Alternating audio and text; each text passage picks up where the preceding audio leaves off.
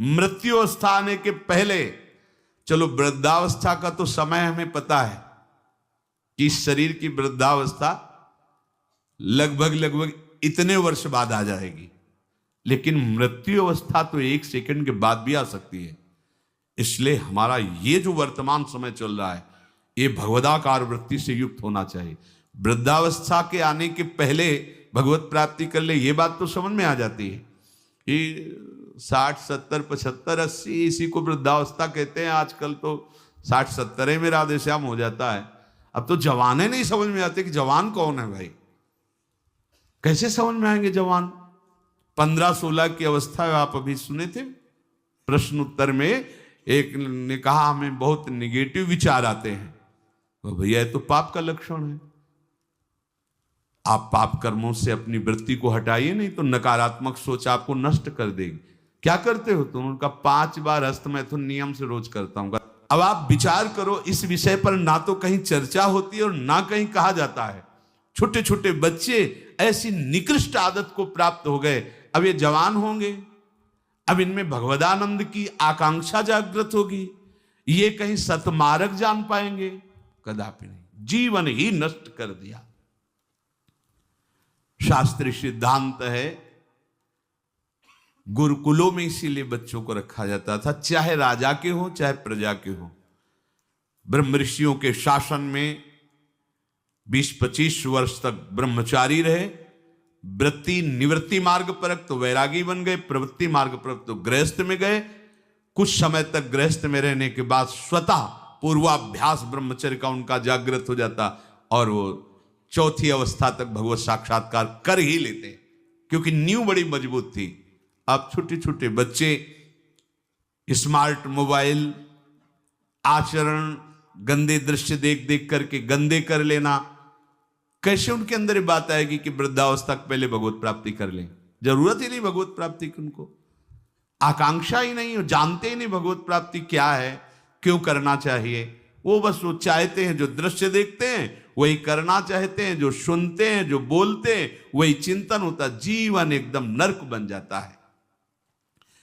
भगवत प्राप्ति की आकांक्षा उसके हृदय में होती है। ध्यान से सुनना। पर नारी पर पुरुष त्याग कर, सेवन करो शुद्ध गृह धर्म, निज पर धर्म नाश के साधन, करो कभी भी नहीं कुकर्म। यदि आपको इसी जन्म में उत्तम स्थिति को प्राप्त करना है तो चाहे गृहस्थ हो चाहे विरक्त हो, कभी भी ये विरक्त आश्रम वाले को माताओं बहनों की तरफ कुदृष्टि से भी नहीं देखना चाहिए। कुदृष्टि भोग भावना। जननी सम जानहि पर नारी, धन पराय विषते विष भारी, जिन्हि राम तुम प्राण प्यारे, तिनके मन शुभ सदन तुम्हारे। मातृवत पवित्र भाव।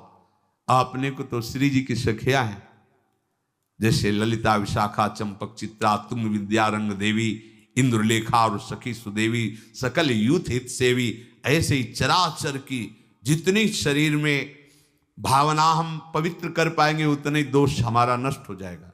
ये जितनी स्त्री शरीरधारी, ये सब मेरी प्यारी जी की लाडली सहचरिया है, इनके चरणों में प्रणाम। बस जो चाहे आपन कल्याणा, सुजस सुमत सुगत शुभ नाना, सो परनार लीलार गोसाई, तजौ चौथ के चंद की नाई। विरक्त उपासक को माताओं बहनों से आंख मिलाकर कभी बात नहीं करनी चाहिए। उनके मुख की तरफ, उनके चरणों की तरफ देखो, चाहे बच्ची हो, चाहे यौवन अवस्था, चाहे वृद्धावस्था की हो। विरक्त साधक को कभी एकांत में माताओं बहनों से संभाषण नहीं करना चाहिए। बीच में किसी को डाल और दूसरा साधक को खड़ा हो गया, नहीं बाहर निकलो, बाहर अगर बात ही करनी है तो मैदान में करो खड़े होकर के। और क्या बात करनी है?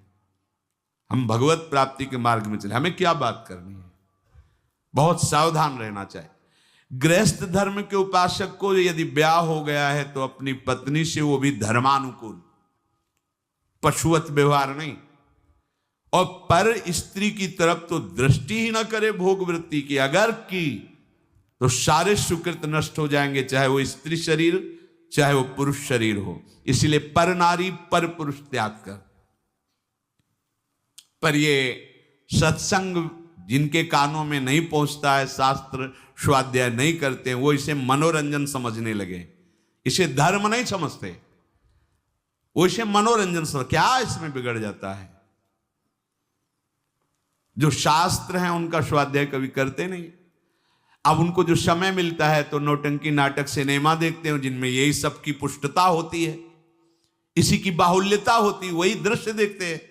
ना तो कभी भगवत प्रेमी महात्माओं की चरण रज में बैठ करके सत्संग सुना, ना शास्त्र स्वाध्याय किया, तो मनमानी आचरण बढ़ते रहते। कैसे भगवत प्राप्ति की बात आएगी? कि जरा मरण मोक्षाय,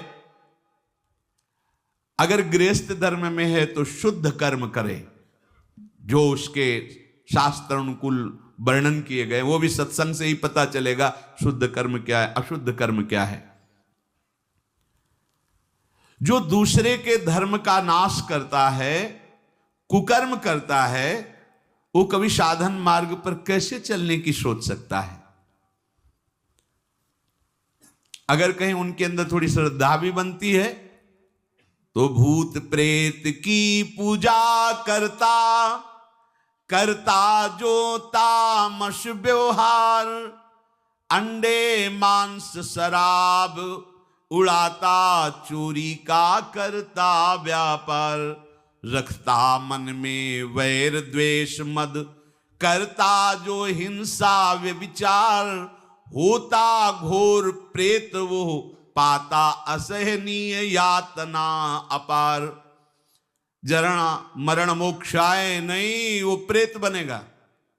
प्रेत योनि किसको प्राप्त होती है? तो बोले जो भूत प्रेतों की पूजा करते हैं, जो अंडा मांस शराब ये सब खाते पीते हैं, दूसरे के धन को जो चोरी करते हैं, मन में वैर द्वेष अहंकार रख करके जो हिंसा करते हैं, और पर स्त्री से जो व्यभिचार करते हैं, वो घोर प्रेत योनि को प्राप्त होता है। इसका प्रमाण धुंधकारी है, पढ़ के भागवत में देख लेना, प्रेत योनि को प्राप्त होता है। ऐसे प्रेत स्वभाव वाले कैसे जरा मरण मोक्षाय के मार्ग का अवलंबन लेंगे? इसलिए तामस वस्तु नशीली, जूठन से रखो परहेज विराग, माता पिता देवता गुरु का, गुरुजन का न करो अपमान, सुख पहुंचाओ सबको संतत, मन में रख श्रद्धा सम्मान। कोई भी नशा भगवत प्राप्ति के मार्ग में चलने वाले उपासक को नहीं करना चाहिए। बैठा लो। आजकल ये भी बहुत सूक्ष्मता से साधन मार्ग वालों को गिराने के लिए प्रवेश कर गया है कि थोड़ी सी भांग खा लो, बस भगवदानंद में डूब जाओगे, या एक दो चिलम फूंक लो, या अमुक अमुक अमुक। हम प्रणाम करते हैं, जो ऐसा करते हैं सिद्ध महापुरुष होंगे, उनको हम प्रणाम करते हैं, पर अपने कच्चे साधकों के लिए या भगवत प्राप्ति के लक्ष्य वालों के लिए हमें कहीं शास्त्र में आज तक नहीं लिखा, कहीं ऐसा नहीं मिला।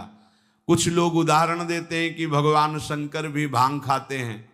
भगवान शंकर भांग खाते नहीं, पीते हैं, हलाहल जहर पीते हैं। जगत की रक्षा के लिए समुद्र मंथन में निकला हुआ हलाहल जहर पिया। तुम एक धतूरे का फल खा के दिखाओ तो तुम्हें माने उनकी समानता कर सकते हो?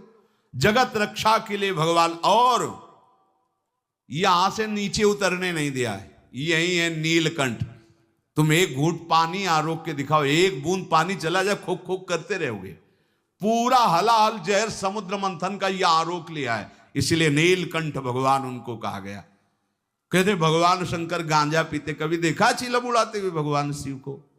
अरे भाई समझो, उस भगवान हैं, वो जगत मंगल के लिए सब किए हैं। वो कोई ऐसा नहीं कि थोड़ा भांग खा के कैलाश। भांग का नशा कितनी मिनट रहता है? बहुत बहुत 24 घंटे, 12 घंटे 24 घंटे। शंकर सहज स्वरूप समारा, लाग समाधि अखंड अपारा। 88,000 वर्ष तक की समाधि एक बार में, 88,000 वर्ष। 88 मिनट बैठ के बिना हिले दिखाओ हमें तुम।